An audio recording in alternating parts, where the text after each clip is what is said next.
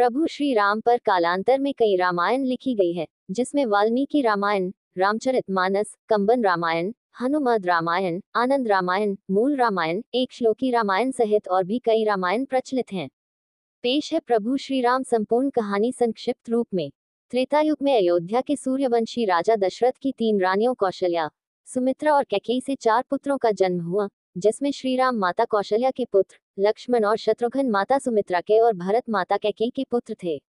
चारों पुत्रों की शिक्षा पूर्ण होने पर महर्षि विश्वामित्र राजा दशरथ के महल आकर राम और लक्ष्मण को अपने यज्ञ की असुरों से रक्षा करने के लिए जंगल के आश्रम में ले जाते हैं। विश्वामित्र के आश्रम में श्री राम ताड़का का वध करके आश्रम की रक्षा करते हैं। ताड़का वध के बाद महर्षि विश्वामित्र श्री राम और लक्ष्मण के साथ जनकपुरी की ओर रवाना होते हैं। रास्ते में वे ऋषि गौतम के आश्रम से गुजरते हैं। वहां श्री राम अपने पैरों से स्पर्श करके पाषाण में परिवर्तित हो चुकी अहिल्या को शाप मुक्त करते हैं। इसके बाद विश्वामित्र श्री राम एवं लक्ष्मण को जनकपुर में सीता स्वयंवर में ले जाते हैं। वहां भगवान श्री राम शिव जी का पिनाक धनुष तोड़ देते हैं। इसके बाद दशरथ जी के चारों पुत्रों का विवाह राजा जनक व उनके छोटे भाई कुशध्वज की पुत्रियों से होता है। श्री राम का विवाह सीता से, लक्ष्मण जी का विवाह उर्मिला से, मांडवी का विवाह भरत से और शत्रुघ्न का विवाह श्रुतकीर्ति से होता है। देवासुर संग्राम में दशरथ का रानी कैकेयी ने साथ दिया था। दशरथ 2 वरदान मांगने का वचन देते हैं। श्री राम के राज्याभिषेक की तैयारी के दौरान मंत्रा के उकसाने पर रानी कैकेयी श्री राम को 14 वर्ष का वनवास और अपने पुत्र भरत को अयोध्या का राजा बनाने का वरदान मांगती है। प्रभु श्री राम अपने पिता दशरथ के वचन को निभाने के लिए अपनी पत्नी सीता और भाई लक्ष्मण के साथ सन्यासियों का वेश धारण करके नियमों के तहत 14 वर्ष के लिए जंगल में चले जाते हैं। प्रभु श्री राम, लक्ष्मण और माता सीता को निषादराज केवट नाव से गंगा पार कराते हैं। श्री राम पारितोषिक देना चाहते हैं तो केवट कहता है कि जिस तरह मैंने तुम्हें गंगा पार कराया, उसी तरह आप भी मुझे और मेरे परिवार को इस भवसागर से पार करा देना। दंतकवन में रावण की बहन शूर्पणखा सुंदर अप्सरा नयनतारा का रूप धरकर कुटिया के बाहर बैठे श्री राम से विवाह करने का कहती है। श्री राम के इनकार करने पर वह लक्ष्मण से जिद करती है। फिर वह माता सीता को मारने दौड़ती है। ये देखकर लक्ष्मण जी उसकी नाक काट देते हैं। अपनी कटी हुई नाक को लेकर शूर्पणखा अपने भाई और दंडक वन के असुर राजा खर और दूषण के पास पहुंचती हैं। बाद में श्री राम का खर और दूषण से युद्ध होता है, जिसमें दोनों का श्री राम वध कर देते हैं। खर दूषण के वध का समाचार लेकर शूर्पणखा अपने भाई लंकापति रावण के पास पहुंचकर उन्हें भड़काती है और सीता की सुंदरता की तारीफ करती है। इसी के साथ वह कहती है कि आप वनवासी राम की सुंदर पत्नी का हरण करके ले आइए। इसके बाद रावण अपने मामा मारीच को हिरण बनाकर अपहरण की योजना बनाता है। सीता उस सुंदर स्वर्ण हिरण को देकर उसे लाने के लिए श्री राम से जिद करती हैं। राम जी उस हिरण को लाने के लिए वन में चले जाते हैं। जब हिरण का भेद खुल जाता है तो राम उसका वध कर देते हैं। बहुत देर तक श्री राम नहीं लौटते हैं तो सीता किसी अनहोनी की आशंका से लक्ष्मण को वन में श्री राम की सहायता करने के लिए भेजती है। लक्ष्मण जी एक लक्ष्मण रेखा खींचकर वन में श्री राम को ढूंढने चले जाते हैं। लक्ष्मण जी के जाने के बाद रावण सन्यासी का वेश धारण करके सीता से भिक्षा मांगता है और कहता है कि इस रेखा के पार आकर ही भिक्षा दे तभी ग्रहण करूंगा।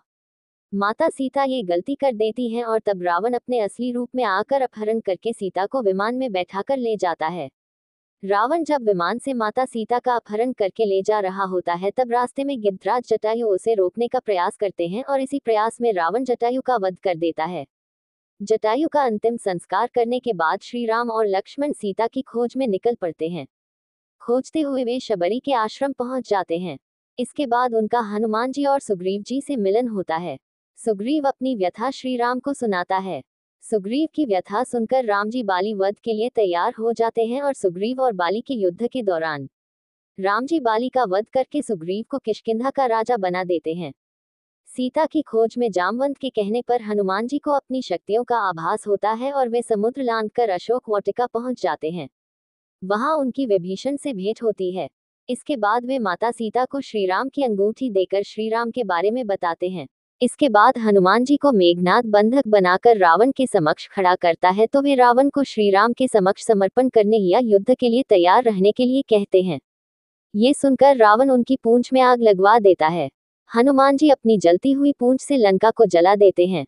लंका दहन के बाद हनुमान जी विभीषण की मुलाकात श्रीराम से कराते हैं और तब नल और नील की योजना से समुद्र पर सेतु का निर्माण किया जाने लगता है। अंत में श्री राम बाली पुत्र अंगद को रावण की सभा में भेजकर समर्पण करने और शांति का अंतिम प्रस्ताव का संदेश देते हैं। रावण नहीं मानता है तो अंगद अपनी शक्ति का प्रदर्शन करके चेतावनी देकर लौट आता है। इसके बाद राम और रावण का युद्ध होता है। तीसरे दिन के युद्ध में श्री राम का कुंभकर्ण से युद्ध होता है और तब कुंभकर्ण मारा जाता है। कुंभकर्ण और रावण के पुत्रों के मारे जाने के बाद लक्ष्मण मेघनाद का युद्ध होता है। तब मेघनाद राम लक्ष्मण को नागपाश में बांध देता है। फिर गरुड़ जी की सहायता से राम लक्ष्मण को नागपाश से मुक्त कराया जाता है। इसके बाद मेघनाद के प्रहार से लक्ष्मण जी मूर्छित हो जाते हैं। तब हनुमान जी वैद्यराज सुषेण के कहने पर संजीवनी जड़ी बूटी का पहाड़ ले आते हैं। संजीवनी बूटी से लक्ष्मण जी को जब होश आ जाता है तब फिर से उनका मेघनाद के साथ युद्ध होता है और अंत में वे मेघनाद का वध कर देते हैं। इसके बाद राम और रावण का भयंकर युद्ध होता है। विभीषण के बताने पर श्री राम नाभि में तीर छोड़ते हैं और तब रावण का वध करने के बाद प्रभु श्री राम अपनी पत्नी सीता और भाई लक्ष्मण के साथ पुष्पक विमान में बैठकर अयोध्या लौट आते हैं। अयोध्या में प्रभु श्री राम, लक्ष्मण और माता सीता का भव्य स्वागत होता है और बाद में उनका राज्याभिषेक होता है। राज्याभिषेक में हनुमान जी, सुग्रीव, जामवंत, अंगद सहित वानर सेना के कई लोग शामिल होते हैं।